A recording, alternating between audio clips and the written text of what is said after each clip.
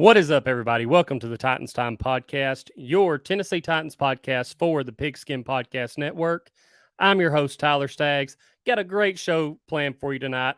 Got a special guest coming on with me here in just a few minutes. But first, got to start out the show like every other show. Tell you how you can support the show. Help me grow this show more. Get us out there. And the first thing you can do is go in and checking out the merch. All you have to do is go to titans-time.myshopify.com/collections/all. Again, we've got comments before saying, man, y'all got to shorten that link up.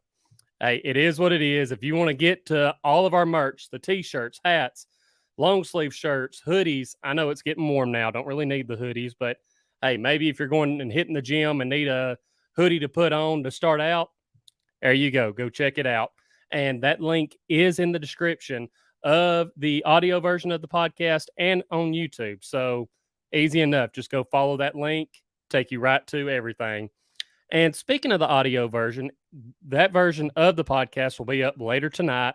If you want to go check it out, it's on Stitcher, Spotify, Apple Podcast. Go follow the podcast on all those platforms. Leave that 5-star rating. Leave comments, questions. I love that interaction. I love getting other people's opinions. Y'all may think of things that I don't think of, and I like seeing that, and maybe I'll start looking at things a different way. Now, if you're watching on YouTube right now, if you're in the live chat, back out of the live chat for a minute. That subscribe button, is it red? If so, click it, turn it gray, hit that little bell so you never miss when I go live, when I upload a new video. I really appreciate it, and I'm trying to hit 800 to 1,000 subscribers before the end of this year. So I would appreciate it if you help me hit that goal. It really means a lot. Also, go ahead, hit that like button. Hitting that like button, it helps the show grow. It really does. And speaking of helping the show grow, share this video out. Let's get more people in this live chat. We're going to be covering everything from the AJ trade, all the draft picks. Ryan Tannehill saying that he doesn't feel like he's supposed to be a mentor to Malik Willis. I mean, that's a hot topic right now. Would love to get everyone's opinion on that, see what y'all think. And look, we're not all going to agree on everything, and that's okay. Y'all have y'all's opinions. I have mine. I'm not saying that I'm right. It's just the way I think about things. So share this show out, and let's get more people in here. But that's enough on how you can support my show. It's time to bring on our special guest. We have Gavin from Titans Therapy, and I'm telling y'all, I went and watched their latest video today. You need to go check these guys out. So let's bring him in here. Gavin, how you doing tonight, man? What's up, Tyler? How we doing, man? Appreciate having us. Oh, yeah, for sure. I've been wanting to get y'all on for a while now, and I know Corey couldn't make it, but yeah, I got half of Titans Therapy on here, and I'm telling you, after this past week, I need a little Titans Therapy. I mean, there's been a lot going on. For real. You know, that when we named the podcast, the reason why we named it was right after the Jets loss. We were sitting there and we were texting, man, and we were like, man, this feels therapeutic as we were going back and forth. And we're like, Titans Therapy will be the name of our podcast. And then there was a joke. And then here we are. We actually went with it. So, but yeah, it's a great name. So make sure, and I'm going to pop it up on the screen here too. Cool. But for anyone who ends up listening to the audio version of the podcast, and I just want to say, starting out, the links to Titans Therapy, their Twitter and their YouTube will be in the description. But go ahead, shout your channel out, tell them where they can find you and all that. Yeah, guys, go ahead and hit us up on Twitter. Good takes, hot takes, bad takes, cold takes. We got all the takes out there on Twitter.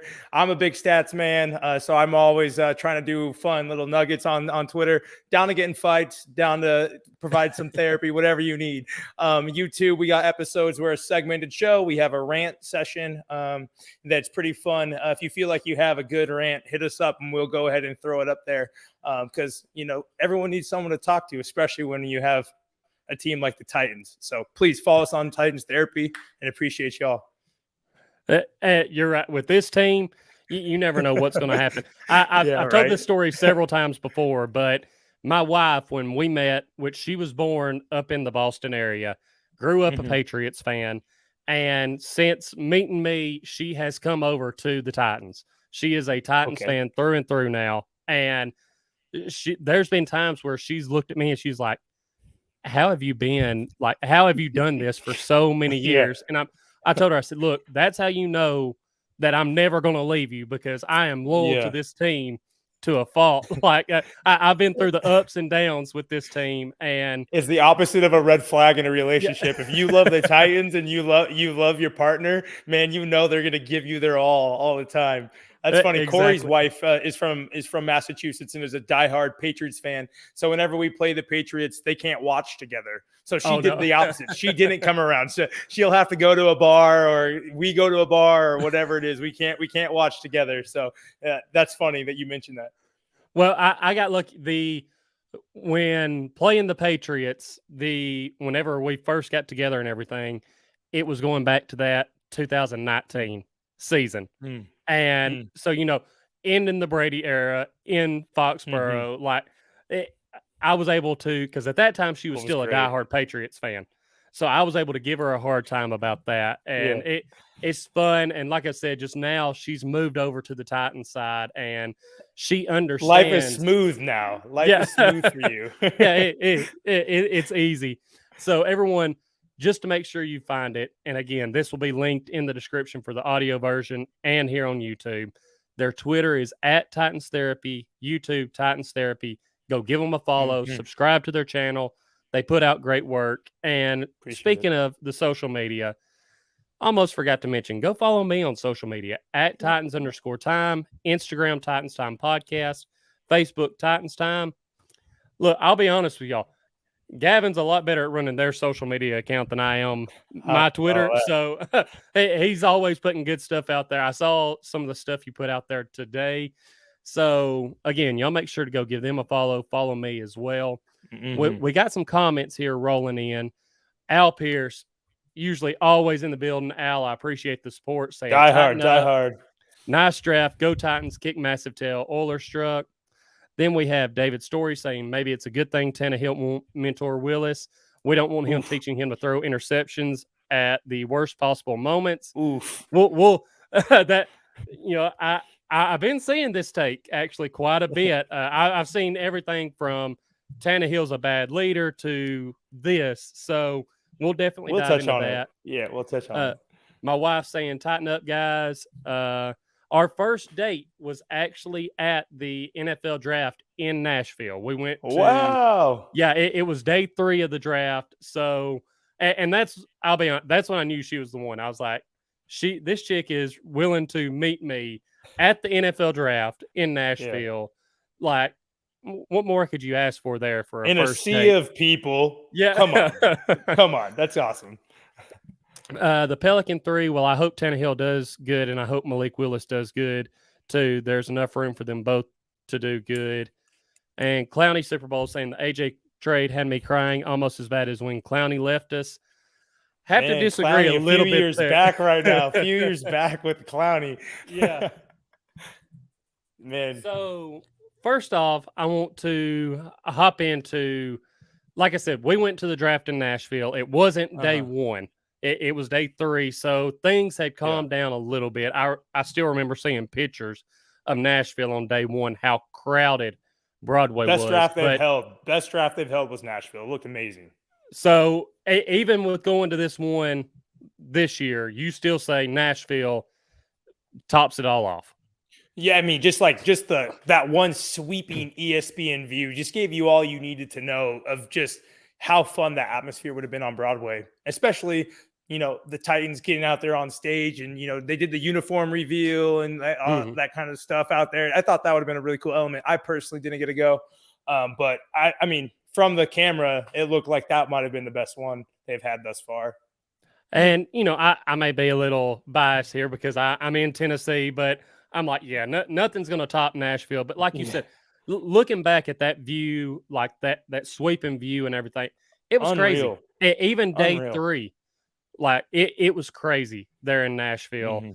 So awesome experience. But now y'all were at this draft. Y'all were wearing y'all's AJ Brown jerseys.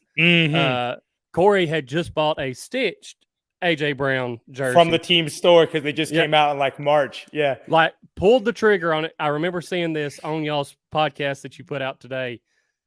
Only time he buys one is if it's a Hall of Fame caliber player or franchise guy. Franchise guy. Gotta be like 5 to 10 years franchise guy. So even with all of the AJ Brown contract stuff going on, he pulls the trigger, gets it because, hey, we're led to believe AJ's not going anywhere. Y'all That's are sitting there. Led to believe. Exactly. So y'all are there. Titans are at 26. Draft starts going on. All of a sudden, Titans are up at 18. Trade's been done. Y'all don't know what's going on. I know you said y'all had bad service. Y'all are trying to figure it out. Had people around you saying, holy shit, AJ Brown to the Eagles. Yeah. You're like, yeah, whatever. Like, that's not happening. I was actually on friend of the show, the Power Hour. Everyone, y'all have heard me shout him out before. Great Been show. On his y'all show. Go check Great him show. out. Great show. It is. I was on his Draftacular with him. It was me, P Shark, and Ryan Harris. And we're sitting there. Studs. He breaks this news to us. And it was like you let the air out of all of our houses, out of the show. Like, we were in disbelief. Yeah. Like, okay, what do we get for AJ? We're waiting on that to come up. And we're like, they got to be taking a receiver now. And I know a lot of Titans fans. I know y'all, all of us were big on Treylon Burks. Like Treylon Burks, yeah. But I don't think we wanted Treylon Burks at the price of AJ. I felt like we wanted Treylon Burks to play with AJ. Like, as a compliment to AJ. Exactly. Versus being the AJ replacement. Yeah. I'll tell you what, from being right there at the rail, I guess the story is kind of crazy if you think about it. We got there at 10 a.m. We were drinking in the Uber on the way to get there at 10 in the morning. So I was ready to go. Should have known. I got to 11 beers before it became too impossible to get through the crowd. 11. Maybe it was a sign. But we're there wearing the AJs, and everyone's telling us of the deal to the Eagles, not the compensation. Right. Everyone's like, oh, the contract signed, 100 million, 57 guaranteed. And we're thinking, well, what did we get for him? We got 2 firsts and a third. And I'm like, wow, that's a good haul. Yeah. Honestly, that's a good haul. Next year's first, whatever. And then slowly my phone's going crazy. And apparently we were on ESPN at that moment. Oh, I didn't realize. Have you seen the video? I have. So we were on ESPN while they were announcing the Titans pick. So that wasn't our initial reaction because that was when the pick was in. But the initial reaction was something fierce. We were freaking out. We were yelling. I took the AJ jersey off for a second. Not because I thought the AJ was at the problem, but just because out of disbelief, I loved AJ. So I didn't want to tarnish his reputation by wearing this jersey. And then I put it back on. I was trying to be a good sport. And then my fiance, who was next to me, and then Corey were like, I don't want to be a meme. So they started pretending excited, but I couldn't. I was just like, why are we happy?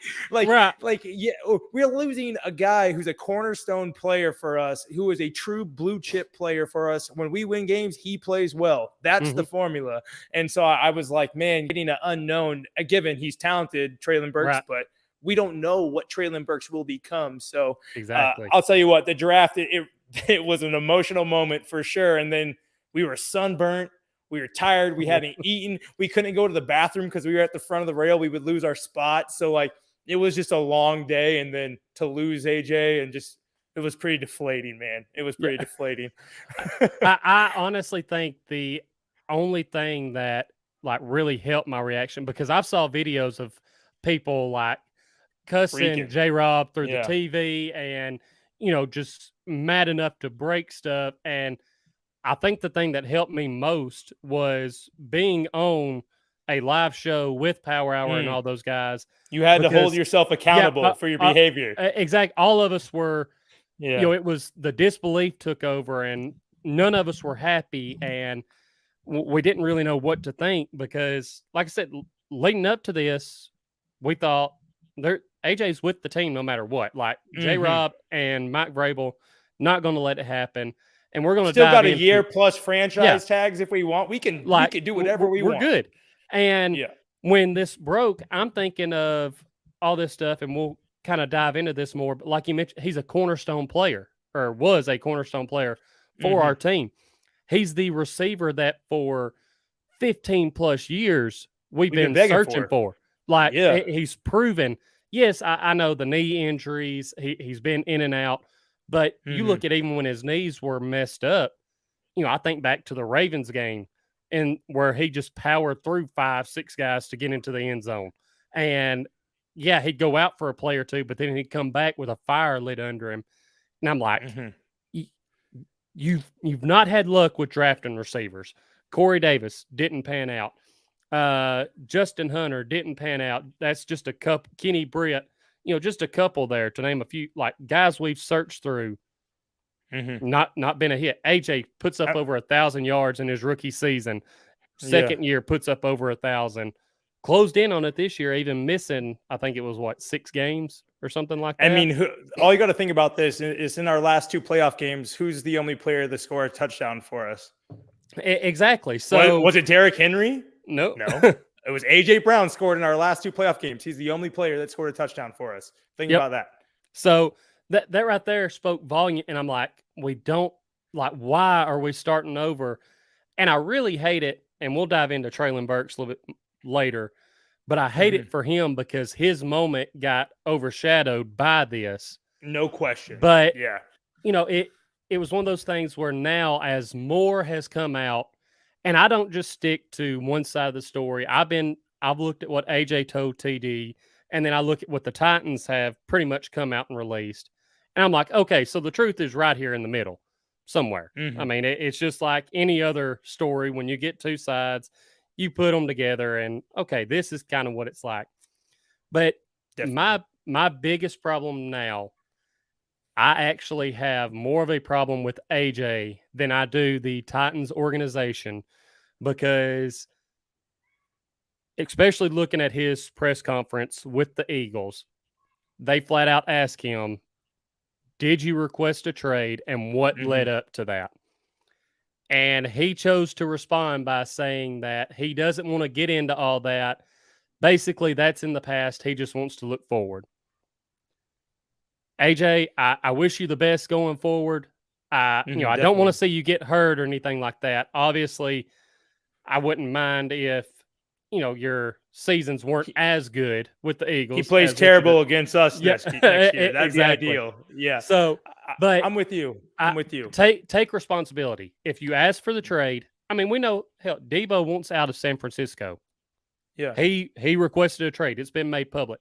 Just say, yeah, I requested a trade. I wanted to be out of Tennessee.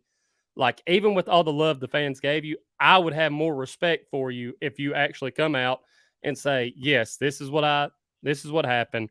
I requested the trade. And from the numbers that the Titans are saying that he wanted, I can't blame him for getting rid of him. But I'm also like, you still had him for a year. And like you said, possibly even 2 with the franchise tag. He says he's not going to touch grass unless he gets paid. Well, guess what? You're not going to get paid because you're not showing up. You're actually going to get fined. You're on a rookie deal. You would have shown up eventually because you're going to need that money from your check to pay those fines. Like I wish had the leverage. I wish he would have also said something nice about the fans in Tennessee in his time, because, he said his only tweet was "Love y'all, Tennessee," and man, we as a fan base cherish that man. When he said he had mental health issues, what did we do? We rallied as a squad. Yep, behind him 100%. What did we do when we see him in the community? We loved on him. What did we do when anytime he interacted with any of us? We loved it. We treated him like royalty while he was with the Titans. So to not get any sort of, man, I love my time in Tennessee. I really enjoyed that fan base. They treated me really well. The coaching staff, Coach Vrabel's a great coach. To talk about people, or to not talk about people, that you allegedly had an amazing relationship with, even though you guys had to go your separate ways. We could have not traded him. We could have been, the Titans could have been terrible to him and kept him at bay. And like you said, go down the fine process, drag things out, make life a little more miserable, a little more difficult for him to find that next contract. No, we did what was right by him. We could have sent him to the Washington Commanders. We could have sent him to some other Chicago Bears. We could have sent him anywhere. We sent him to where his best friend who I didn't know they were super, super close, but they are. We sent him where he wanted to go. Exactly. At least be a little appreciative to the fan base and to the people that you had to split with. I know that as a fan, it sucks because when I think of the great moments of the last few years, man, AJ Brown's wrapped up in a lot of those great moments. Yep. And I don't want that to get lost in this because he was a damn good player for us. And he was good in the community and he was good to the fans. And he helped revitalize Titans football over the last 3 years, undoubtedly. So I think he deserves some respect. But man, I hope Treylon Burks outperforms him. I'm really looking for a little Treylon Burks outperforming him. So I don't know if it'll be like that, but Treylon Burks, I'm excited about this guy. Exactly. And my wife in the chat brings up a good point. And I want to hit on a couple of these comments right quick. David Story saying, I'm assuming Robert Woods is going to be wide receiver 1. Do y'all think wide receiver 2 will be Nick Westbrook-Ikhine or Treylon Burks? I'm going to say, man, that's tough because Burks coming in as a rookie, but being the 18th overall pick, I think Burks will, depending on if Woods is ready to go at the start of the season, Burks is probably going to be wide receiver 1 at the start. Yeah. And then, Woods will, I think, shift to the wide receiver 1. Crazy to think with that. Yep. Oh, sorry. Go ahead. No, go ahead. I was going to say with that, I also think you got to think inside-outside type receivers versus like a numbering order. Treylon played a lot of his snaps in Arkansas. There were created plays for him out of the snap to get, or out of the slot to get touches. When you looked at how Robert Woods fit into the Rams offense, same thing, a lot of motion. He played a lot of inside like shifts. And Nick Westbrook-Ikhine, he stayed more outside last year when he would step in for Julio. So I still think the Titans are going to go find an outside type receiver to add some speed. That would make sense because getting a guy like Jarvis would be a repeat of a Robert Woods. They're the same type of player. Right. So I think basically for me, I would say there isn't a wide receiver 1, 2, and 3. I would just say they line up in different spots because they do different things well. So I'm just excited to see them work together. I'm excited to see how they all combine it because you can get really creative with guys that have really, diverse skill sets like all 3 of them do, especially with their ability to block as wide receivers. Great blockers, all 3 of those guys. Yeah, for sure. And he says, crazy to think that we were hyped for AJ and Julio and now we have neither. For real, we were just talking about that. It's wild. Clowney Super Bowl saying we don't currently have a wide receiver 1. Defense won't have to game plan for anyone we have on the outside.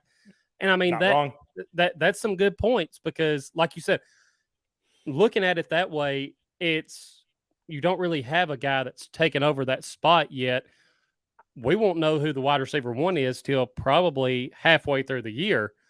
And then we may get a clearer picture. And my wife says on the AJ stuff, talking about the tweet, he did actually put out a longer tweet and then deleted it. And she put it here. Tennessee, I love you and you will forever be in my heart. I can say this now. This was not my fault, but I wish you all the best. Love. And he deleted that tweet. Miss me with that. He deleted that tweet because of this was not my fault because he knew what was going to come out. Yeah. And I was probably depressed in the Uber when that tweet came out. I wasn't I was probably falling asleep in the Uber at that moment. Right. So the other thing from his press conference that really, and I want to say, because I know you mentioned this, his time here in Tennessee, I want to thank him for it. The memories that he gave us, he was great for us. I'm not just going to act like, sweep him under the rug. No, he created a lot of great moments for us, and we cheered for him hard. But he made a comment in his press conference about how he's not a regular season guy. He hasn't won anything really since high school. He's more of a postseason guy, and you can't help but feel like that's a shot at the Titans and at Ryan Tannehill because of being first game for the last 2 years in the playoffs, getting put out. But, I got to thinking about that, and I went back and I looked at the Eagles. Last 3 years, Titans have been in the playoffs. Out of the last 3 years, the Eagles have been in the playoffs twice, but they lost in the wild card round.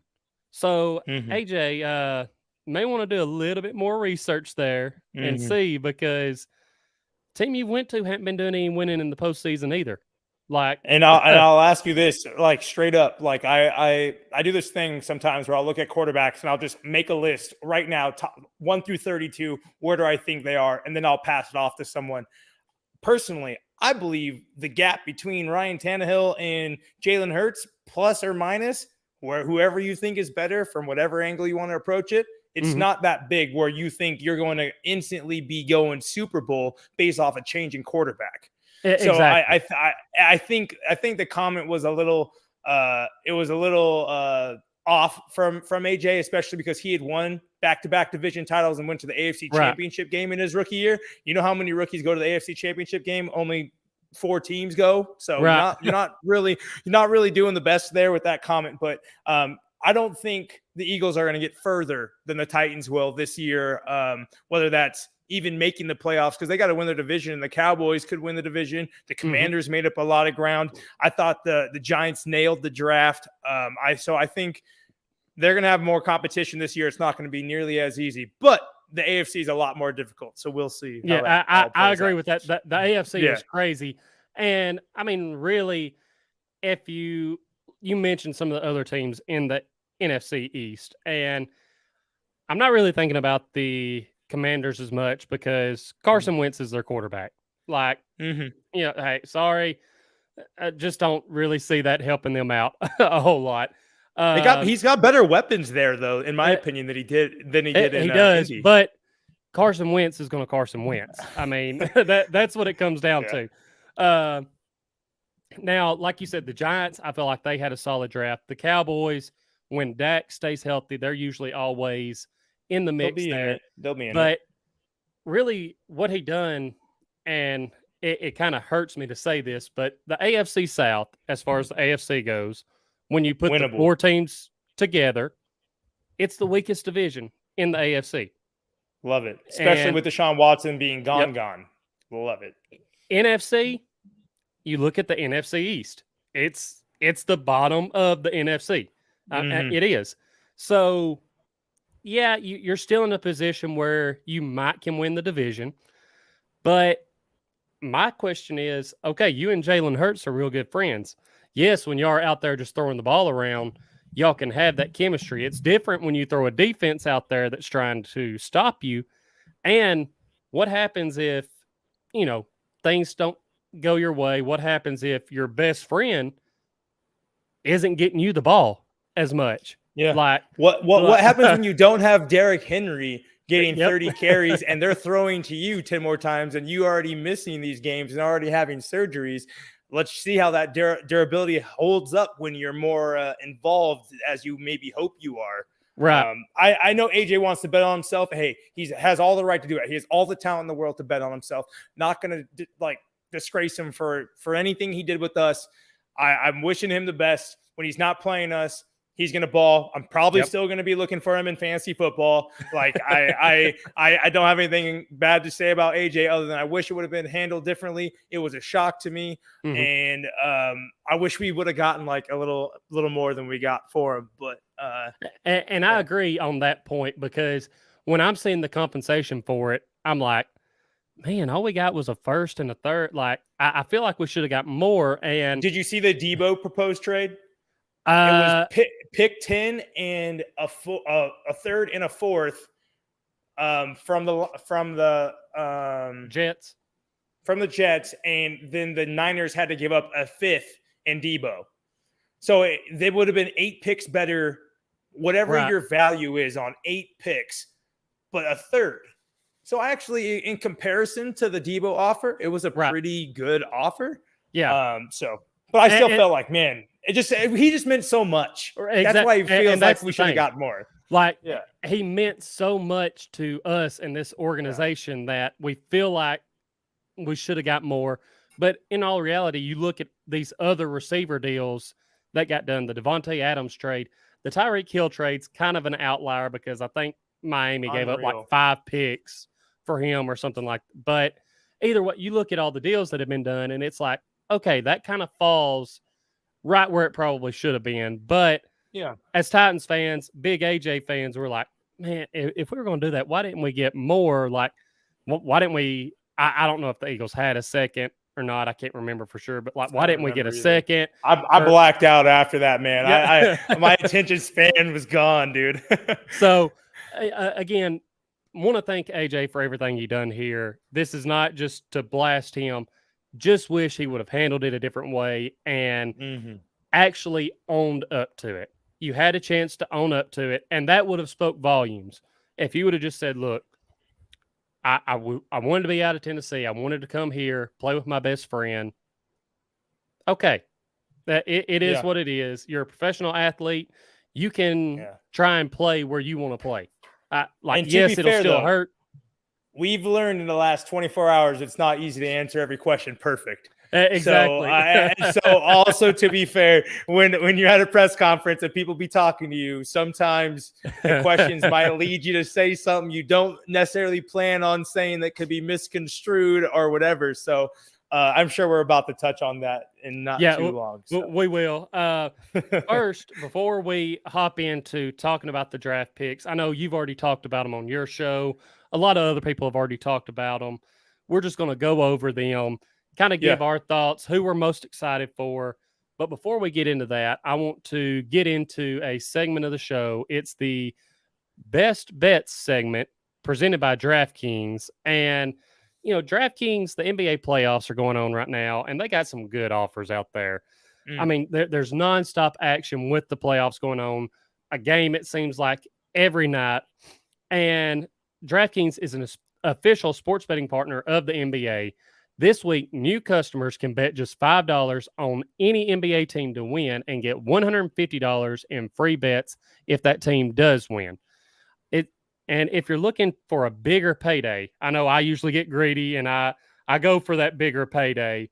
DraftKings also offers same-game parlays where you can do just that.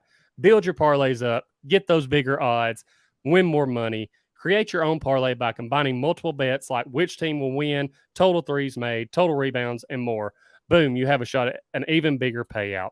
Right now, all customers can place a same-game parlay with 3 or more legs and get a free bet back up to $25 if one leg doesn't hit.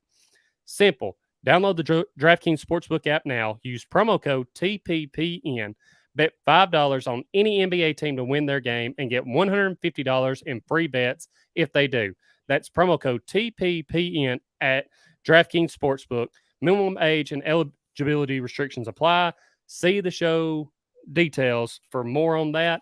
If you or someone you know has a gambling problem, crisis counseling and referral services can be accessed by calling 1-800-GAMBLER, 1-800-NEXT-STEP, 1-800-522-4700, 888-789-7777. Visit ccpg.org/chat. 1-800-BETS-OFF, 1-877-770-STOP, 877-8-467-369, or you can text 467-369. Visit opgr.org, call or text TN Redline 1-800-889-9789 or 1-888-532-3500. Again, must be 21 years older, minimum $5 deposit required. See DraftKings.com/sportsbook for details.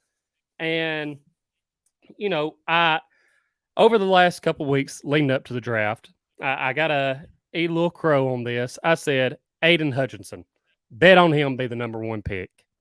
And the show right before the draft that I done, because of everything coming out, I said, okay, everyone, you are going to want to go hedge that bet and put it on Walker from Georgia because it's looking like he's going to be the number one pick. And sure enough, he was. But I want to do a little bit of looking ahead.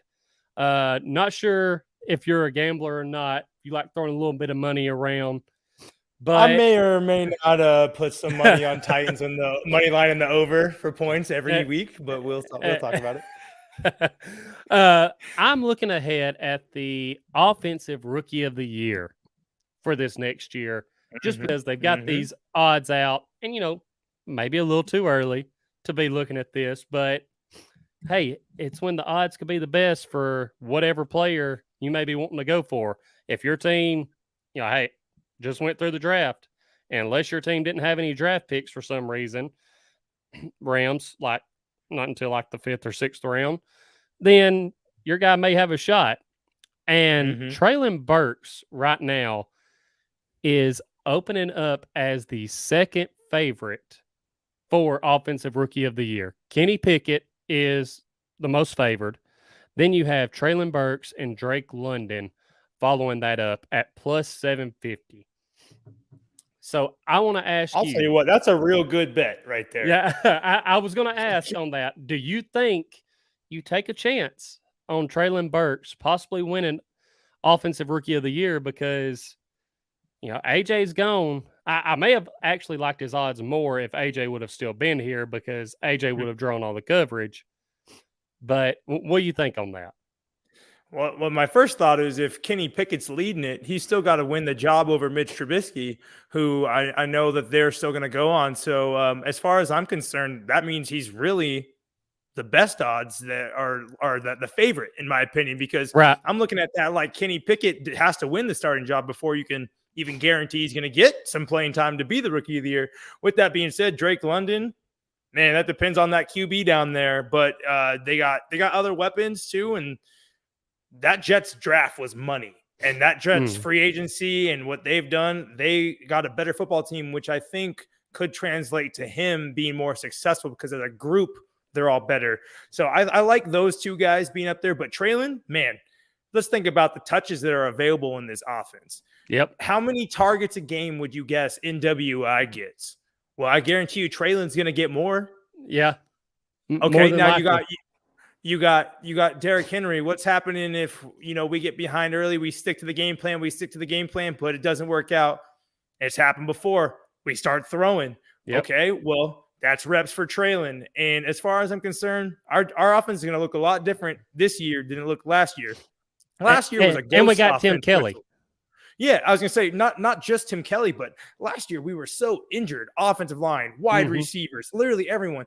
Any prop that you had for any Titans player last year wasn't going to hit just because the cast was in disarray. Yeah. So this year, you were going into it expecting and hoping and knowing Todd Downing might have to switch things up, more 12 personnel with a guy like Hooper, and you get Chig. Okay, suddenly you're explosive at the tight end position. That's more weapons. That means you have more availability for your guys. So I think there's going to be more options for Tannehill this year. Hopefully they all stay healthy. But Treylon Burks, man, I'm thinking touchdown wise, Treylon Burks is going to be the guy catching them. If I'm going touchdowns, I don't know about overall receptions and yards, but touchdowns, man, that's what people care about. If he gets 12 touchdowns, he's winning Rookie of the Year. Yeah, exactly. So when I saw those odds, because when they were first released, I hadn't even looked on DraftKings yet, and I saw that he was the second favorite. I was like, that's a little surprising, but hey, he could. We'll take it. Yeah, I'll take it. Like I may just have to throw some money down on that. And my wife actually says that as well, that she her money is on Burks. And since we're talking about him, we can go ahead, start diving in to these rookies here. And like we said, Titans trade AJ. They move up to pick 18 because, let's face it, receivers were coming off the board quick. Yeah, and no doubt. They had to move up to 18. They knew that they were going to be trading AJ. They needed to go get a guy that, even though they say that he's not necessarily his replacement, AJ is the guy that Burks is being compared to. Like that's his NFL comp.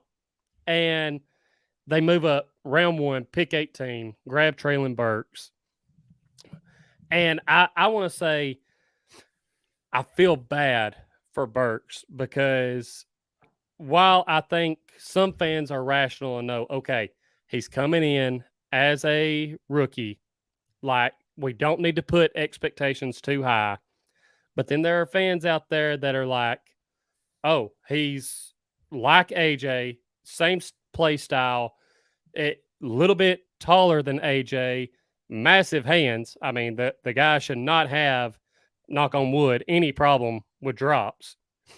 But the expectations of AJ had over 1,000 yards his rookie year, put up 1,000 yards in his second year, came close to that this last year. Like, people are going to say he's got to, at this point, come in and outperform AJ. Yeah. To a point, and it's not even because AJ got like AJ's gone.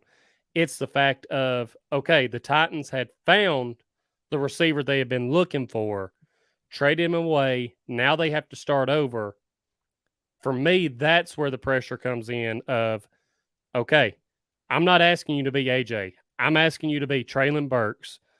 Everything you've done at Arkansas, bring all of that. Bring your work ethic. Bring your killing hogs with your bare hand mentality. Like, be you, brother. Be you. Exactly. Be you. Yeah. Come in, do what you do, and you'll be fine. I think you can take over that spot. I'll tell you what. From first things first, I had to sit back and really be impressed with him as a person for handling. AJ Brown gets traded, and he didn't even for a second. I think there was a clip. He just goes, "Yikes!" And then after that, all he did was say, "Oh, I don't need to replace AJ Brown. It's need to be me. I don't care about this. I don't care about that." Smiles, look, me, fresh. He just was himself. He didn't try to be impressive. That was the thing. He didn't try to be like, "Hey, fans, don't worry. I'm here to save the day." He didn't have that type of mentality is what I picked up on.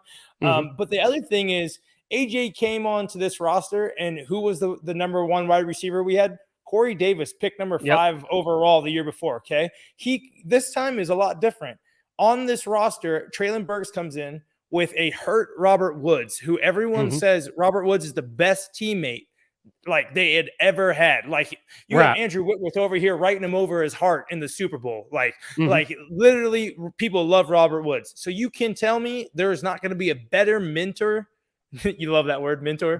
Right now for Treylon Burks than a guy like Robert Woods, who's going to show him how to practice, how to do it in the recovery room, how all that should be done at the NFL level. And so I'm actually really confident he's going to be a step or two ahead, because look at what happened when Cooper Kupp came to the Rams and Robert Woods was there. Cooper Kupp instantly, I went to Washington State. I think you can see over here, got my Washington State thing. That's an hour from Cheney, Eastern Washington, where Cooper Kupp went. And we knew about Cooper Kupp long before the world did. And I'm telling you right now, the example is there. Robert Woods showed him the route tree and taught him stuff, and he was great. Where does Cooper Kupp play? The slot. Where does Treylon Burks play? The slot. So I do think that Woods will be able to help him more than AJ even had help coming out. So that combined with Ryan Tannehill's kind of different chip on his shoulder, the way he was kind of carrying himself yesterday, plus maybe some changes in the offense. The tight end room's a lot better. Now the O-line's got questions, but in terms of passing, we could see a more pass-happy Titans offense in 2022, and I think we should. But with that being said, Treylon Burks, just be you, dude, and bring your personality. Bring that big smile. Don't try to be anything you're not. Just be you. I think the fan base will fall in love with this guy. He's exactly the type of person that is easy to root for, just like AJ was easy to root for with his big smile. Okay, well, guess what? Treylon Burks got those killer deadly eyes, just making all the ladies drop dead. And I think that he's going to be able to really get some love from this fan base quickly, especially with the AJ thing kind of turning the corner with the negativity a little bit here. People are going to rally behind him. So I'm one of those guys, and I'm excited to see him play. Exactly. And that may be what takes the pressure off of him some, as far as his eyes or the AJ thing? Both. I mean, hell, he may be standing out there on the field and the DB may get distracted by his eyes. And next thing he knows, Treylon Burks is behind him on a deep threat, but just the fans. Stephon Gilmore. Yeah, that's right. The fans, all that kind of now, you said hatred towards AJ for how the new stuff coming out. It's like, okay, we want Burks to outperform AJ. We don't want him to be the next 8. We want him to go above and beyond. And like you said, what realistic stat line would you be happy with from Treylon Burks this year? Realistic stat line. Realistic, I'm going to say anywhere from 7 to I'm going to do a wide range, 7 to 900 yards, just because, like you said, with this offense being revamped, I think there's a chance for him to get more touches. And how many touchdowns? I'm going to go 6. I feel like that's a good number right in there. It's not going too crazy, saying double digits. I do think he's going to get a lot of chances down in the red zone, but I think I'm going to shoot for 6 as a realistic stat line for his rookie year. I would be ecstatic with 700 yards and 6 touchdowns his rookie year. Robert Woods, I mean, you got to think Robert Woods is going to get his too. Mm-hmm. Julio Jones had 1 touchdown last year. Yep. He could have had 2 with that Seahawks one. Let's be real. Yeah. But he only had 1 touchdown.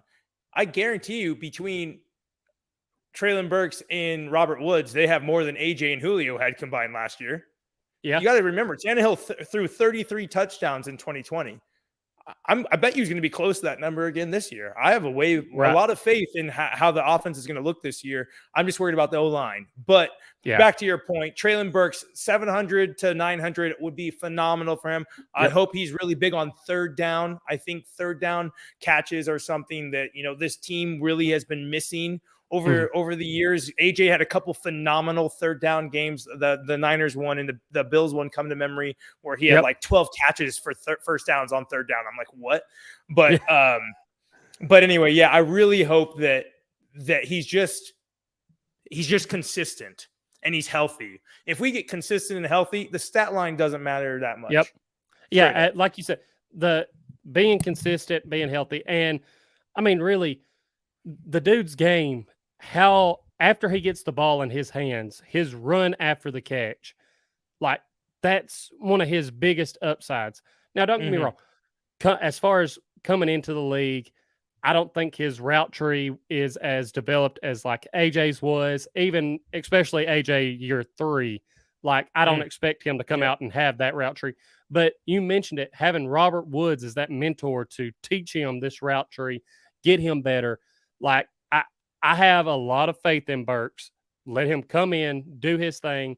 And, hey, if we're lucky, he blows that realistic stat line out of the water and ends up with over 1,000 yards. And, if that's the case, Corey's buying a jersey. Buying a jersey. If that's the case, he'll break his rule again. Yeah. So, I mean, that's the hope, is that he can exceed those expectations. But, that's what I would be happy with. And me too. We'll kind of keep moving on here. Round 2, pick 35. Titans traded 26 and with the Jets moved back to 35. And a pick that really surprised me, Roger McCreary from Auburn. And surprised me as well.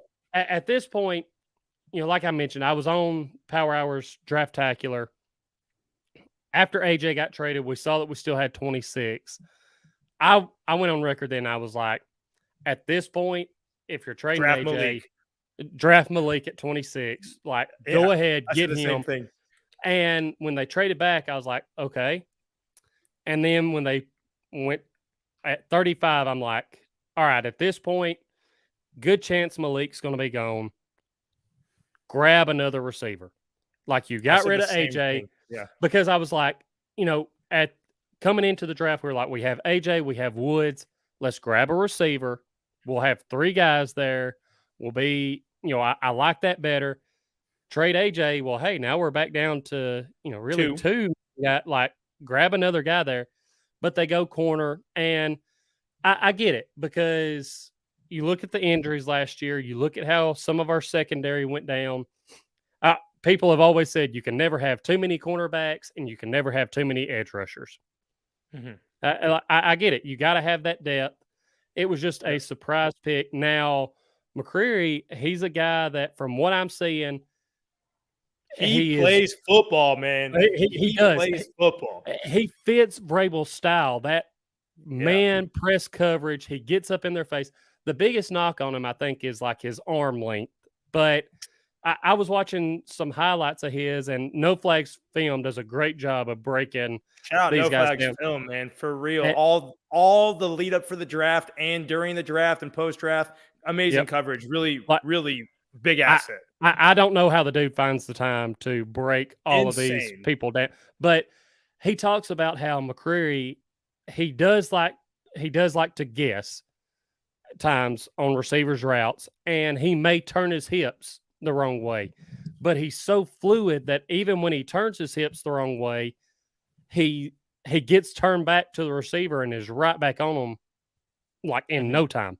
So after looking at this pick more, I'm not going to say it was my favorite pick like right now, but it adds depth, which we need. And from talking to Power Hour and some other guys, I'm like, the dude's probably going to fit more in the slot, but we have Elijah Molden, who played really well his rookie season. Like, yes, he had his moments, but what happens there? And Power Hour brought up a good point of, well, we may see, Hooker, he's in a contract year. Do the Titans say, okay, we don't want to have to pay Hooker what he's going to want, move on from him, drop Molden back to safety since he is a little bit slower, and put McCreary there in the slot? So just something to think about. That could have been why they went ahead and added a guy this year. So it's going to be interesting to see. For me, I view it as Caleb Farley insurance. That's what I view it as. I view it as, oh, okay, Caleb's coming off injury he suffered in October. He tore his other ACL prior to that. So he's got both ACLs torn. We're paying him a good chunk of money here to be a first-round pick, 4-year deal, right? Well, the ages of our defensive backs right now, all of them are young other than Kevin Byard. Literally all of them are young. What's one of the most expensive positions in free agency?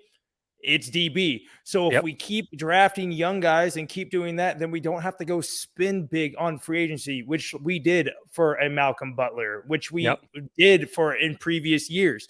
So I sit there and I think to myself, all right, safety is a low franchise tag number. Worst case, you franchise tag Hooker next year, and you're looking at 10 million guaranteed for the 1 year. Okay. And then you got Big Jeff on a 5th year, and you could sign Nate Davis if you want, and you can extend David Long. And then that 2019 draft class is taking care of itself. That's an easy financial solution. So anyway, back to McCreary, because that's who this was about. My fiance's family, they're big Alabama fans. I know. And they have roots from Alabama. So they're actually from there, whatever. Right. And so I remember that Auburn, Alabama crazy overtime game. You know what game I'm talking about? It was like 6 overtimes or 4 overtimes. One of the two, 4 overtimes, I think. Auburn ends up losing the game. But that stat line in that game that went on, Roger McCreary allowed to Mechie and Jamison Williams almost nothing. And he was on them either way, wherever he's at, he was on them the whole time. I remember he stood out in that game. I remember physically watching that game and seeing that. And then also when you have Caleb Farley, who you don't know about, but Molden is a little undersized, and I can't do for a slot guy even. He's a little small. He's a dog for sure, pun intended, because it's college. But Molden's kind of my guy because my cousin's married to him. Actually. Oh, wow. So I haven't met him or anything yet, but we've chatted a few times. So I can't slander Molden one bit. Right? No, exactly. And I love Molden whenever he came in last year, and I know, like I said, there were a couple of times where, he got burnt, but that happens to a lot of rookies. It happens to a lot of veterans. He also wasn't super healthy last year too. People don't know, but he was dealing with a lot. So this year his goal is just to be healthy. Anyway, McCreary's good depth. You can't have too much depth. I mean, Chris Jackson was playing 5 games started for us last year. I mean, not a knock on Chris Jackson. He did well for what he was stepped in to do. But we got to remember, week 10, we had to go get Buster Screen off the street. Yep. Okay. All right. So we re-signed Buster, but he's not a long-term solution. Guess what? Next year, we don't have to re-sign Buster because McCreary's on the roster. And veteran is going to cost more than McCreary would anyway in the long run. So I think it's a good depth pick. It's thinking forward. It's thinking, how can we keep this team young next year and hit free agency in our big holes when we have extra money / pay Big Jeff 500 to maybe 10 billion, whatever he wants. And so I think that was the thought with that pick. I like the pick. I I thought Andrew Booth the Clemson corner was going to go ahead of him. But no complaints from me. I get it, and I'm okay with it for sure. Well, and I know from watching some, I can't remember who else I was watching, but apparently Booth was, I may have actually been watching Titan Upload, and he had Broshmo on with him. And the thing with Booth, he has back problems. Oh, so we know about those. That's why he fell. So, you think about if you take him at that point, then you have Farley, who's come back from back problems. You have Booth, who possibly has back problems. Like, you just don't want that. And McCreary, he's a guy who between him and Burks, and, hey, yes, it's going to be biased. SEC, like a lot of the picks like, SEC guys. Yeah, like I feel like that is, to me, top conference in college football, SEC. Mm-hmm. When you look at who these guys go up against, McCreary faced a lot of NFL level talent going against Bama, going against some of these other SEC schools, and he held his own. I mean, he was a dog. So I do. I'll tell you what. I like the pick, but at the time I was like, man, why did we not double down at receiver? But I wanted even Pickens now at 35. I did pick. And if Watson would have been there because the Packers traded ahead of us, I was like Watson. Yep. But then at 35, even I was like, let's just trade back and get Sky Moore. I literally was like, but I'm with you. I would have liked to see that. But hey, we did get another wide receiver later who I'm sure are going to touch on. But I like what I saw out of him too. Yeah. So, McCreary, again, out of everyone picked, he's not necessarily my favorite, but he's not my least favorite either. We'll move on now because the next it's like Fulton in the second round a few years ago. It's like the same thing. We're going to look back and be like, damn, sneaky J-Rob with that one. Yeah. We didn't love that one, but it worked out, That's right. So another position that Titans fans were saying, hey, we need it. Thought it might happen in the first round before everything went down, even though it's not the sexy pick, offensive lineman. And as I was, I did several mock drafts leading up to the draft because, just seeing how deep this draft was for offensive linemen, I was like, okay, the Titans could technically wait. Of course, one of the guys that I was looking at for them, Cole Strange, Bill Belichick, decides, hey, we want to take that guy at the end of the first round when everyone has him mocked as like a third-round talent. Yeah. But the Titans end up taking Nicholas Petit-Frere. I think I'm saying that right. I think you are too. At pick 69. So great pick there. Vrabel gets his Ohio State guy. Yeah. And, yes, he's a guy that he's going to need some work. I mean, he may not have been the best as far as NFL ready to go at that moment pick, but he can come in, Vrabel and everyone can work with him. He's versatile. He can play on the left side. He can play on the right side. I think he only gave up like 2 sacks last year. Yeah. I know Aiden Hutchinson gave him a couple of fits, but he also held quite his a own. few offensive lineman fits. Yeah. Let's be honest. But there's a reason why his this dude's feet are a beast. good. Yeah. He's got good footwork. So, he's a guy that I think more than likely what we'll see is Radens is going to be our starting left guard. And I think Nicholas Petit-Frere is going to be our starting right guard, is what I'm feeling. Now, right guard. Obviously, right tackle. Right guard. I was going to say, that's a hot take. Nate Davis, you're out of there. Yeah, that was I meant right tackle. I got stuck on guard after Radens, but I think that's going to be the fit. And Jamarco Jones is going to play swing. Well, whoever needs help, and Andrew Brewer, same thing. Those guys are going to bounce around. Andrew Brewer, obviously, on the interior there, but Jamarco Jones can play right tackle at times. So, and hey, the second wave of free agency is coming. I wouldn't even be surprised to see us get another a right tackle, like a Riley Reifs out there, and like there's just random right tackles that are available. Dennis Kelly, but Dennis Kelly, bring the boy back. Tim Kelly's on the squad. Now get Dennis Kelly back. I wanted to bring this up. Can we just appreciate that we have an NWI and an NPF on our teams. I really like that. I'm going to call him NPF out of fear of messing up his name.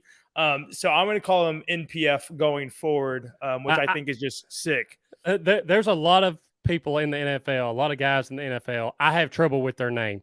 So when I can abbreviate it like NPF, I'm going to do it. I mean, NPF. It's just eventually I'll hear it enough. Yes. Just on the jersey, just NPF. Eventually, after I hear it enough, okay, I might get decent at saying it, but I don't like butchering these guys' names because I know if I was in the NFL draft, like I would want people to say my name right, but I'll be referring to him a lot as just NPF. So you're not alone there. Perfect. I'll tell you a little story. I was actually. So I live in Vegas. So I was at Circa Sportsbook, which is on Fremont Street, Old Vegas. It's a new hotel that's out there, and they have this gorgeous stadium swim type thing where it's like 12 TVs, massive. You can gamble out there, cabanas, like 5 pools. Like it's wild. Right. And they have the draft on, and pick 69's up there. And I did my reaction to my video, and I didn't look at it because I was like, "Is it Willis? Is it Willis?" And then I turn around and I'm like, Nicholas. And I've had too many cocktails. And I'm like, Nicholas. And I can't say it. And then I just go, whatever, man. At the time, I'd researched a lot of right tackles. I didn't research him. And maybe that was me being dull in my abilities, but I hadn't gone as deep as No Flag Films or, some of these other guys had gone.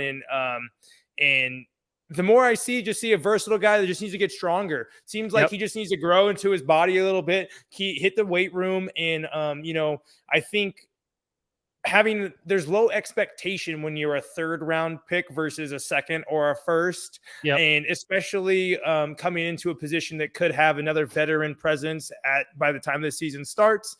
I sit there looking at that pick thinking this is a smart pick for depth, but also if he balls out, what's the harm, right? Right. So I actually really like the pick. I see a guy who started at Ohio State, and I see a guy that had to face big games, big opponents like a Hutchinson, and I'm like, you know what?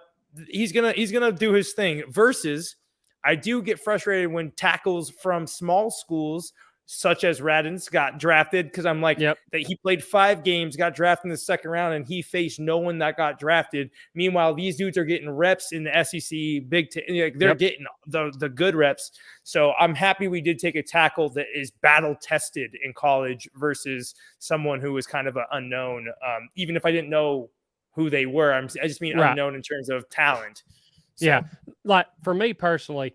Which I'm excited to see what MPF can do. Give him a chance to come in. Like you said, not that much pressure, but I believe Kennard from Kentucky was still on the board when they drafted MPF. And that was the guy that I was big on because, again, he was a right tackle at Kentucky. Like that was his primary position. Can't remember. I don't know that he gave up any sacks last year. If he did, it wasn't that many, but he was a big guy. I was like, he would be perfect, falling to the 3rd round. He's a guy that you can pick up. He plays right tackle. So plays in the SEC. So that was kind of my preference, but again, high hopes for MPF. I hope he comes in, can do good. Definitely. And now I agree. The pick that a lot of people are excited about, and myself included. I'm excited for it, especially because of where the Titans were able to grab him at. Like the value at pick 86, have to trade up for it, but the value at pick 86 is just outstanding because you have a guy and I'll go ahead and put it up here for everyone, Malik Willis, round 3, pick 86. A guy with so much potential and upside. Yes, he still needs some work, but everyone was talking about him being a 1st-round guy. He fell to the 3rd round. Like, there's nothing to lose there. Take him. If he doesn't pan out, okay, you didn't spend a 1st-round pick on him. You used a 3rd-round pick. But I think with just his raw talent, his arm strength, his ability to run, like that is tremendous upside. Yes, the negatives on him are his footwork. He played at Liberty. I know his offensive line, from what I've been seeing, wasn't that great, so he did get a lot of pressure there. But the other thing for me is his accuracy. He needs to improve on that, or his decision making, because there's been times where he makes a great decision and then he turns around and the next throw is just absolutely ridiculous. Yeah. But, he's a rookie guy. I'm going to say this for all Titans fans. This is my thoughts. He doesn't need to touch the field this year. Like at all. Do not let him touch the. If he touches the field, then something went wrong. Tannehill has either suffered a very bad injury, and I'm going to say this: a lot of Titans fans may not like it. I've never been big on Logan Woodside, but if Tannehill gets hurt, put Woodside in. I mean, you gain. We got to remember he might not make the roster. They might just go with Malik over him. Like we have no idea. So, but if he does, like for me, a young guy in Malik Willis who has that raw talent, but could also be a guy who, if you throw in there too early and his confidence gets shattered, then it's done. Give him, you look at the Chiefs. Alex Smith's last year there. They bring Mahomes. They draft Mahomes. Mahomes sits behind Alex Smith, gets that time to learn, soak up everything he can, and then come in the next year, take over that team. Not saying Malik Willis is going to be Patrick Mahomes, but if you let the guy sit until next year, Tannehill, unless Tannehill absolutely balls out, and I think he would have to win the Super Bowl, he's gone next year. Let him take over then. It's gonna be hard. It's gonna be hard for him to keep his spot there with how much he's making. Right. Funny story for you. So before I got to where I currently work now, I did work in the NFL for the Seahawks and for the Chiefs, and I was with the Chiefs at the time, literally in the draft party when they drafted Mahomes. And wow. I'll tell you what, I worked for the Chiefs that training camp, and then before I ended up getting to where I am now in Vegas, and everyone wanted Mahomes to play. Everyone was done with Alex Smith the whole year. The chat around the building, everyone was done because they're like, Alex is a game manager. Alex can't get us to the Super Bowl. Alex this, Alex that. Meanwhile, Patrick was making these incredible throws in practice, and he was young and he had a different look, and he just was explosive. And tell me where I'm not drawing the same comparisons that I'm drawing to Tannehill versus Malik. So I think that the buzz around the building is going to either do one or two things. It's either going to make Ryan Tannehill be the best he's ever been, or he's going to be the worst he's ever been. And I think that's interesting. And then I think the other thing is, with the value of Malik at 86, the financials are not a risk at all. He's only guaranteed in 4 years $921,000. To give you an example of $921,000 on the Titans roster, that's what Darrington Evans got for 3 years, and he didn't play. So, if you think about it, there is no harm in having Malik be there, push Tannehill, but also, yes, he's going to learn stuff. Yes, he's got a year to get the playbook. Yes, he's got a year to see if we keep Todd Downing or replace him with Tim Kelly, whatever it may be. I think that Malik is in the right situation, and he's got another young guy in Treylon Burks to grow with. It's cool when you get to grow at the same time. You have a first-round pick and the guy that should have been the first-round pick. Okay, he's got a chip on his shoulder, and he's got a guy to throw to for 4 years. So I think that Malik's in the right spot. I'm excited to see what he does. I don't want him to, like you said, confidence-wise, get that shaken, but also I want him to take care of his body. And that first year can be used to really put the muscle where it needs to be, get in the correct condition and everything, because, towards the beginning of the season, Malik, if you look at the stats, was a different human than he was in the last 6 games. for Liberty. And I wonder how much of that is wear and tear and trying to do it all and whatever that is. And that comes with your body and your mind being in the right spot. So I think we give him a year to get, mature, more mature. And I think he's going to be a great quarterback for us, hopefully. And I love the pick. I jumped in the pool fully clothed when that pick happened. So I clearly liked it. Yeah. And again, just the value of getting him there. You mentioned it, there's really no risk there. And I know this whole year, there's going to be a lot of fans. Tannehill has a bad pass. Tannehill throws an interception. Tannehill does something wrong. Get him out of there. Yeah. Whatever. Yeah. Right now, Ryan Tannehill gives this team the best chance to win. 100%. Let Malik develop more. Let him work with the quarterback coaches. Let him work with all these other guys. Let him work with Tim Kelly. I know Power Hour, I believe, has an article out about the benefit of Tim Kelly being able to work with Malik. Yeah, good article. So, there's just so many more positives to setting him this year and then letting him take the reins next year. And, I've been seeing this go around Twitter, and you mentioned it. He has another young guy in Burks that he can kind of develop with, and Music City Malik to Broadway Burks. I've been seeing that go around. I like it. I like it a lot, but let's give it a year. And I agree with you.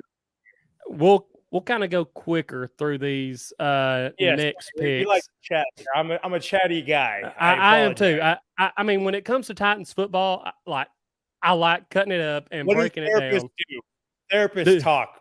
Yeah, that's what we do.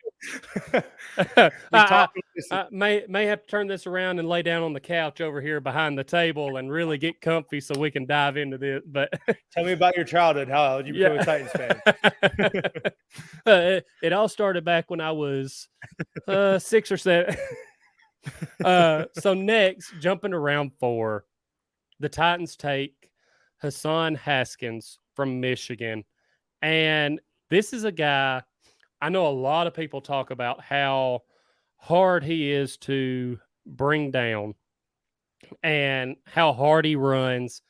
A lot of people saying, kind of best comparison I saw is actually like a Devontae Foreman, because Titans fans were so upset when Foreman was gone, but you bring in Haskins and he's a guy who's very similar.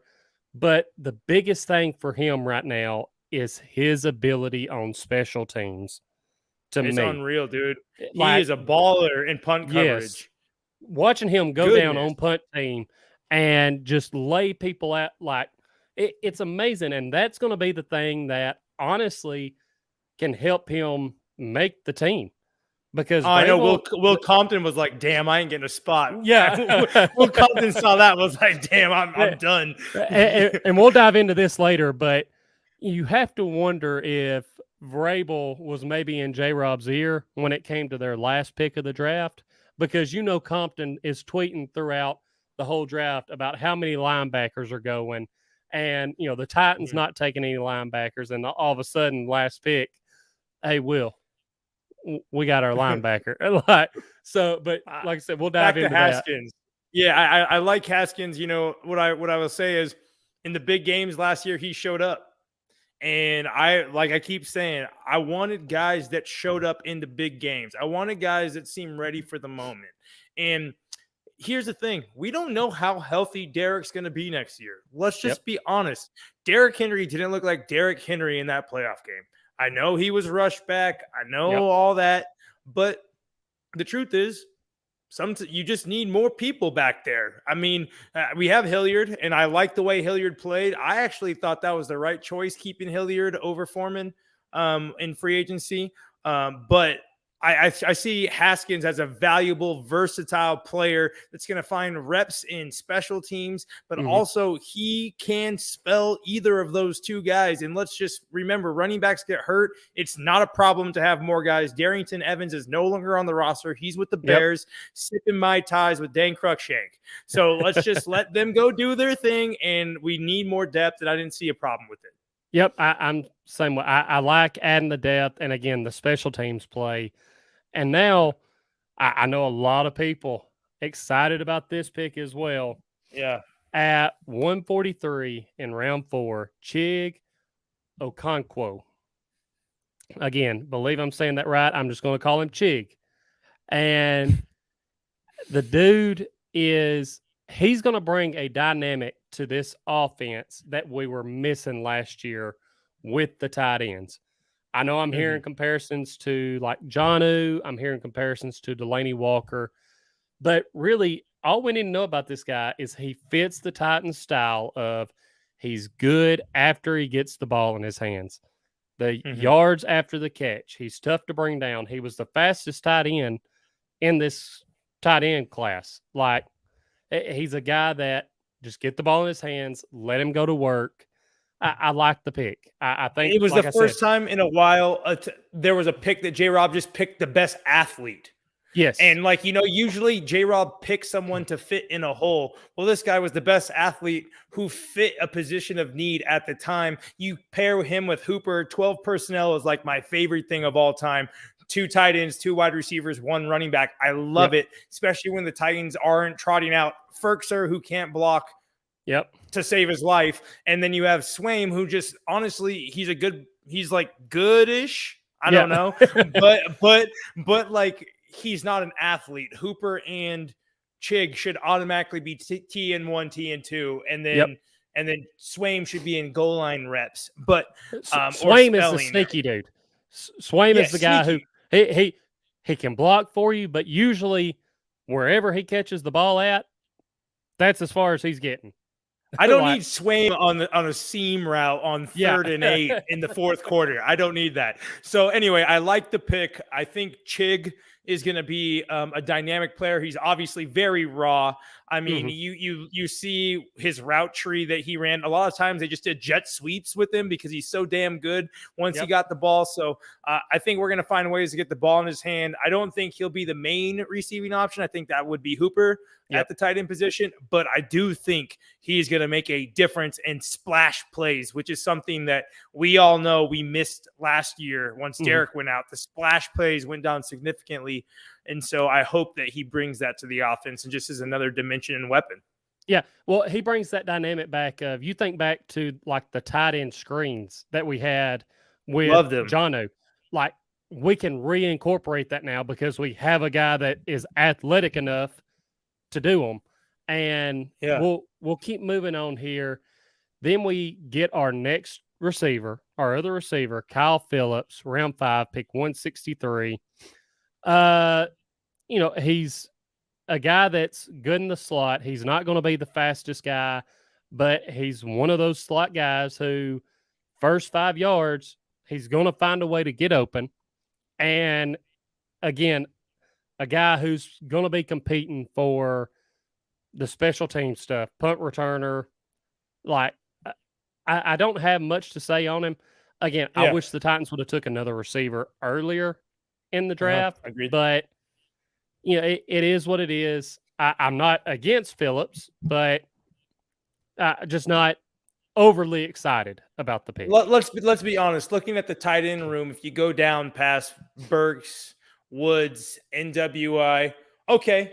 Then after that, you got Racy McMath and Dez and Mason Kinsey and Hollister, and you're starting to be like, when I'm sitting there watching Cody Hollister as our wide receiver X on against the Patriots, I'm like, we really could use this win today. Yeah. This is who we have. I think adding a guy like Phillips, who just was sneaky good. He also had some good punt returns too. I think he's an instant upgrade over Chester Rogers, and just in comparison, I think And that's fine. Cost-wise, he's going to be better than Chester as well, being only a fifth-round pick. So personally, I understand that was a one-for-one swap.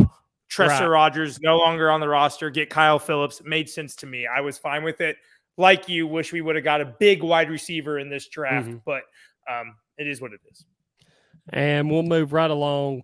Round 6, pick 204, Theo Jackson from Tennessee. I mean, again, personally, being a volunteer fan, I like Jackson. I like what he brings to the table. He's very versatile on the defensive side of the ball. I feel like, and again, I know he's a 6th-round pick, but we've saw 6th-round picks can make the team. I think he can fill that Cruikshank role. I mean, you think about that role that Cruikshank played for us last year, going up against the tight ends and this and that. Like, I think Jackson is versatile enough to take over that role. That's why I was actually wanting another safety in this draft, because we need someone to replace Cruikshank. They don't have to be out on the field all the time, but when you throw certain packages out there, he can be a guy that can make a difference. Yeah. Special teams too. That's another spot where he can make an impact. We drafted Brady Breeze as our late round safety the year prior, and he didn't even make the team. So as far as I'm concerned, if Theo makes the team, that's an upgrade in that spot. Right. And then last pick, round 6, 219, Chance Campbell. I mean, I really don't have much to say on him. At this point, I was kind of zoned out. I didn't do any research on It's been a long 3 days. Yeah, exactly. So, I think that, again, another SEC guy. He's played against good competition. I think that he is one of those linebackers that he's a good blitzing linebacker, and he can blow some stuff up. But again, you're talking about linebacker round 6. I know, later round guy, you look at David Long Jr., I can't remember exactly where we took him in that 2019 draft. 6th round as well. 6th round. So, you can't, I'm not going to say that Chance Campbell can't make the team, because you look at how David Long Jr. has made his name, how he's come up. Yeah. There's that chance. No pun intended there. But I do know this. He's a great coverage linebacker. He had the best coverage stats out of any inside linebacker in the SEC. So I do know that. So maybe he's a little diamond in the rough. We'll have to see. Could be. So that covers all of the Titans 2022 draft class. Pretty good haul. It was. I mean, 9 picks and add depth in places, fill in some holes. Going to be interesting to see how things pan out going forward. Before we jump into the Ryan Tannehill stuff, I want to ask you, what guy do you think has the biggest impact? What rookie has the biggest impact this next season for the Titans? I mean, it's got to be the guy that's the second best odds to win Rookie of the Year, right? Treylon Burks got to be the guy that's going to have the biggest impact. I think if he, can bring that anything that resembles a productive wide receiver 1 or 2, that's a win in his rookie year. You mentioned 700 yards and 6 touchdowns as a baseline. I'd be thrilled with that. Just as long as he's healthy and he's contributing to the team, he doesn't have to get 1,200. He doesn't have to have a Justin Jefferson type first few years to his career. He just needs to be good and contribute and win his battles when we need it. And so I think he's in a good spot to grow with Robert Woods, and then also looking forward to the future if you go past this year with him and Malik going side by side. And I think so. I would say Treylon Burks has a really bright future with this team. I'm excited for him, and I think he's gonna do better than that 706 that you're mentioning.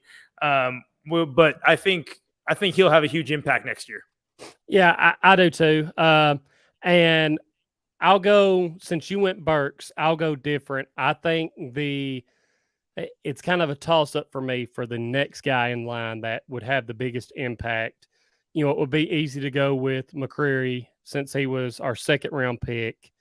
but I'm going to go with Chig Okonkwo. I'm going to say the dynamic that he brings to our tight end room. I think that's a guy that can sneak in and have a huge impact for the Titans this next season. And now, to kind of start closing the show out, we'll hit on all of the Tannehill stuff. And really, I got to give Tannehill props. He knew this was the first time he was going to address the media since the loss to the Bengals. He stood up there and faced that firing squad because, I mean, let's face it, he knew how these questions were going to go. Also, props to Tannehill for opening up about how that game affected him, how talking about his mental health, having to go to therapy. I mean, we're seeing now more and more players talk about that. Yeah. And, you know, all these people attacking him over that, like, come on now, y'all got to do better.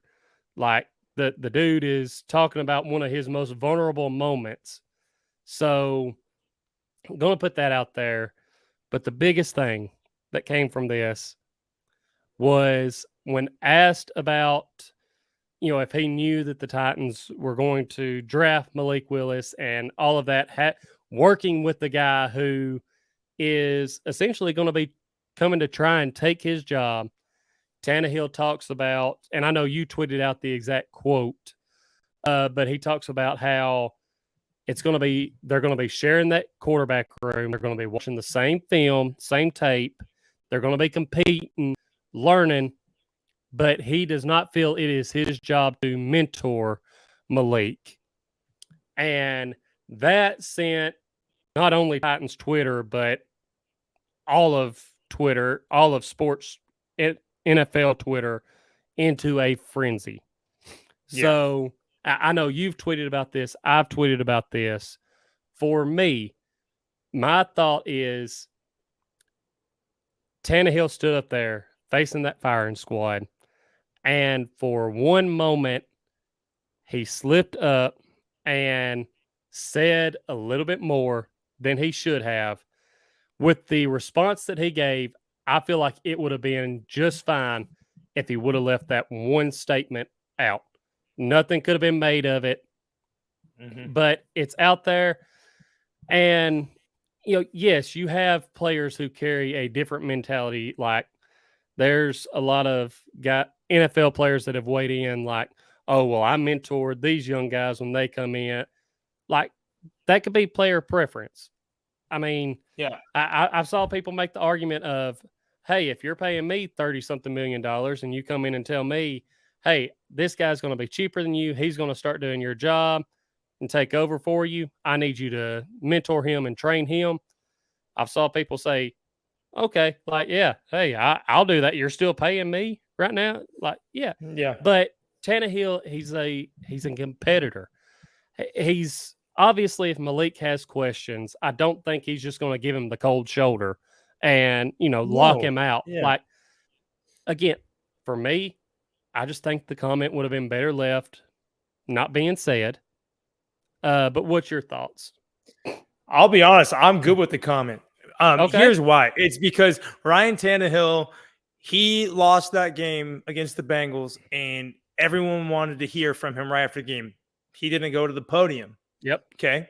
Then what happens? He's posting these Celsius things, and people are making a big deal about those. Okay. Where's Ryan? Oh, he's not at voluntary workouts. Okay.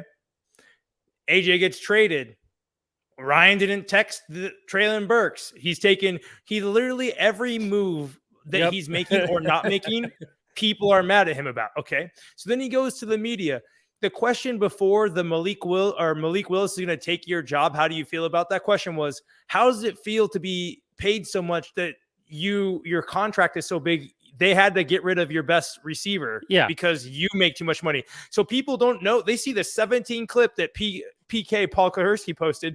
They don't know that the first 19 minutes of that were, hey, Ryan, do you believe that being a quarterback, you should be here to lead your team at involuntary workouts? Exactly. He's like, yeah, but, you know, I was dealing with some stuff. If Ryan Tannehill thinks the best thing for him to succeed is to spend an extra 7 days with his family instead of go to voluntary workouts, I'm fine with that. Yep, And, I agree. from your job, do you need to go on vacation every once in a while? Sure. Mm-hmm. Okay. Well, like, my opinion on Ryan saying the mentor comment in particular is when you're saying you're going to be a mentor, that indicates a passing of the torch.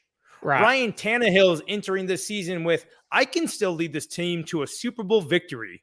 Yep. I need to prove myself. I need to be the best Ryan Tannehill. I'm not done. I'm not ready to be just a mentor. Like, right. when they asked Brett Favre to be Aaron Rodgers' mentor, he's like, bro, I'm literally getting you to the NFC Championship game.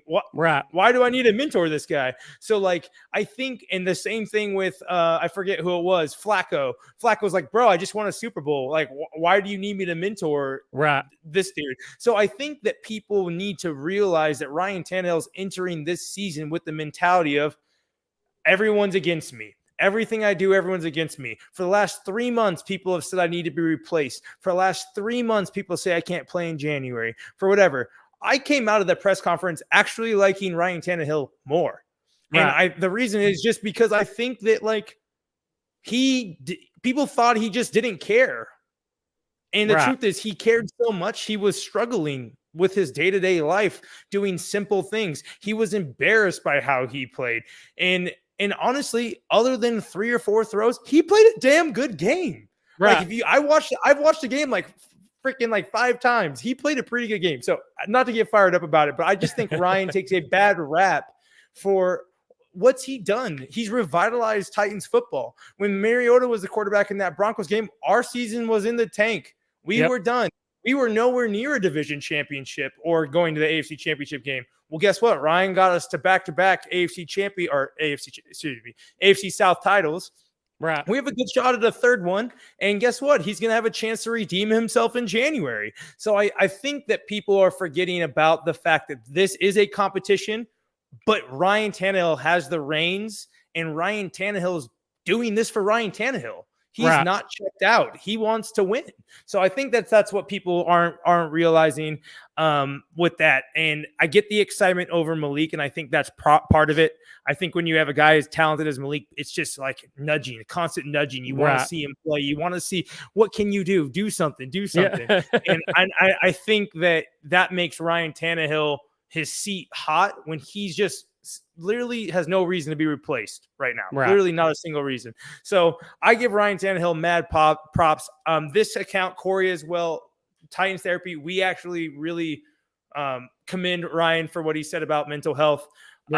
Obviously, our name Titans Therapy is kind of a joke, but we never want any player or any person or any account to be feeling negative about themselves. And we didn't participate in the Ryan Tannehill bashing in terms of on Twitter, calling him out and saying he sucked and whatever. We were just disappointed.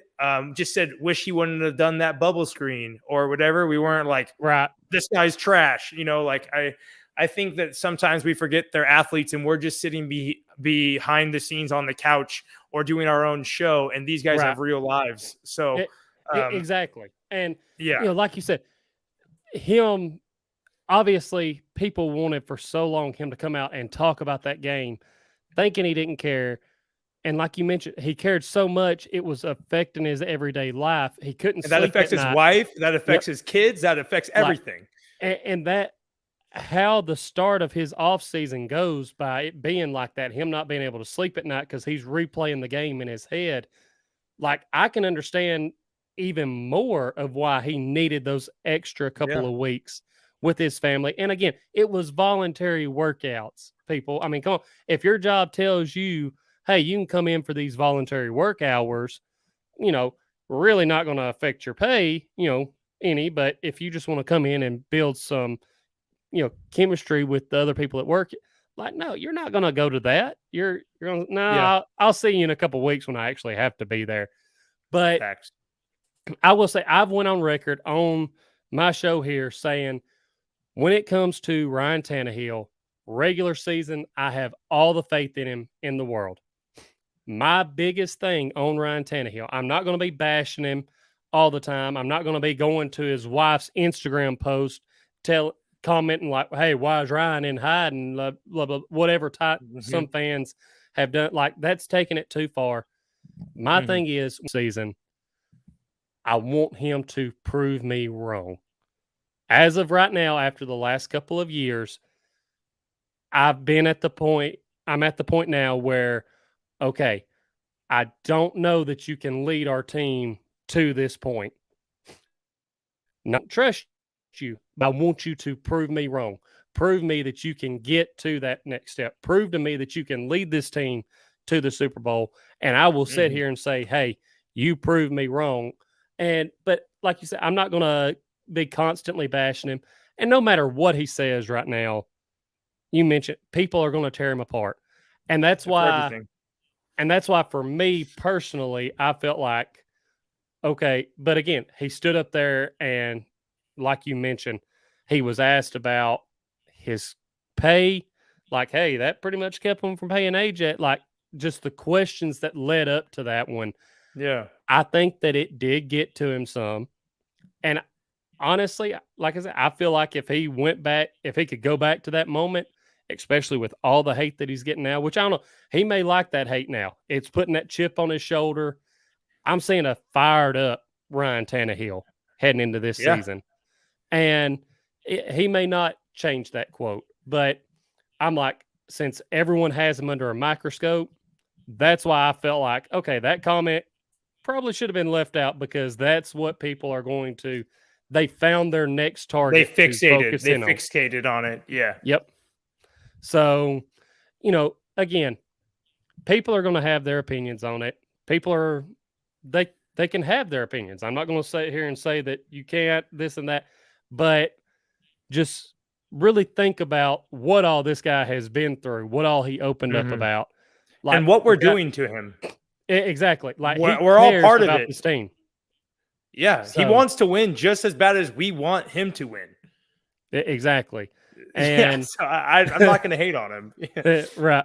So that's going to be really all that we have for tonight. Went on, great conversation. Went on longer than I thought we would. But, hey, when you're talking about the Titans, that's easy to do. Everyone, go follow Titans Therapy on Twitter at Titans Therapy. Go subscribe to their YouTube channel, Titans Therapy. They put out great videos. I mean, sometimes they say what we all want to say. They hop on there. They have their segments. If they need to rant, they rant. And it's good. So, go give them a follow. Go subscribe. Again, they put out great content. Go follow me on Twitter. Twitter is at Titans_time. Instagram, Titans Time Podcast. Facebook, Titans Time. If you're still watching on YouTube, go subscribe. I really appreciate it. Like the video. Share the video out. Audio version, as I mentioned, will be up later tonight. Stitcher, Spotify, Apple Podcasts. Go check it out. Follow me on those platforms. Leave that 5-star rating. Leave any comments. Again, love the interaction. Love getting other people's thoughts. Having Gavin on here, we didn't agree on everything. There were a couple of things. Not supposed to. Exactly. And he brought to light some things that I hadn't even thought about. So it's good to just have that conversation, build it up. And when you go about it the right way and actually respect each other's opinions, hey, it's a lot easier to do. For sure. And again, that's going to be all that we have for you tonight. This has been Titans Time. And as always, tighten up.